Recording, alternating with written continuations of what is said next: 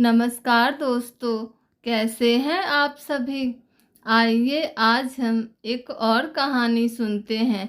कैसे जो लोग निस्वार्थ भाव से भक्ति करते हैं उन्हें मिलती है भगवान की कृपा। एक ग्वाला रोज गायों को चराने गांव से बाहर जंगल में जाता था। जंगल में एक संत का आश्रम था। वहाँ संत रोज तप ध्यान मंत्र जाप करते थे। ग्वाला रोज संत को देखता तो उसे समझ नहीं आता था कि संत यह सब क्यों करते हैं। ग्वाले की उम्र कम थी। संत के इन कर्मों को समझने के लिए वह आश्रम में पहुंचा और संत से पूछा कि आज आप रोज यह सब क्या करते हैं। संत ने बताया कि मैं भगवान को पाने के लिए भक्ति करता हूँ। रोज पूजा पाठ तप ध्यान और मंत्र जाप करने से भगवान के दर्शन हो सकते हैं। संत की बात सुनकर ग्वाले ने सोचा कि मुझे भी भगवान के दर्शन करना चाहिए। ये सोचकर ग्वाला आश्रम से निकलकर एक सुनसान जगह पर चला गया और पेड़ के नीचे एक पैर पर खड़े होकर तप करने लगा। कुछ देर बाद उसने सांस लेना भी बंद कर दिया। ग्वाले ने सोचा कि जब तक भगवान दर्शन नहीं देंगे मैं ऐसे ही रहूँगा। छोटे से भक्त की इतनी कठिन तपस्या से भगवान बहुत जल्दी प्रसन्न हो गए।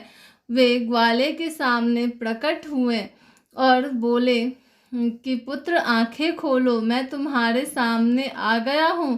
ग्वाले ने आंखें बिना खोले ही पूछा कि आप कौन हैं। भगवान बोले कि मैं वही ईश्वर हूँ जिसके दर्शन के लिए तुम तप कर रहे हो। ये सुनकर ग्वाले ने आंखें खोल ली, लेकिन उसने ईश्वर को कभी नहीं देखा था।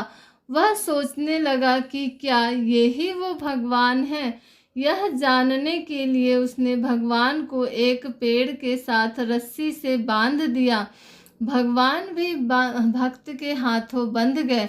ग्वाला तुरंत दौड़कर संत के आश्रम में पहुंच गया और पूरी बात बता दी। संत यह सब सुनकर हैरान थे। वे भी तुरंत ही ग्वाले के साथ उस जगह पर पहुंच गए।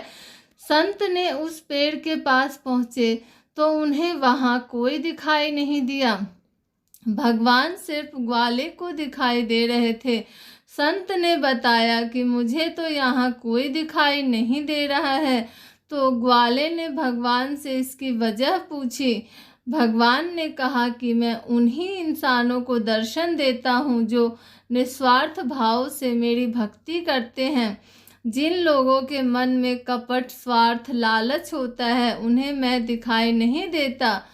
जो लोग भगवान की भक्ति निजी स्वार्थ की वजह से करते हैं उन्हें भगवान की कृपा नहीं मिल पाती है।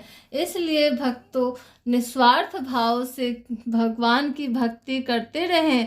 निस्वार्थ भाव से की गई भक्ति हमेशा सफल होती है। Thanks for watching. Like share and subscribe.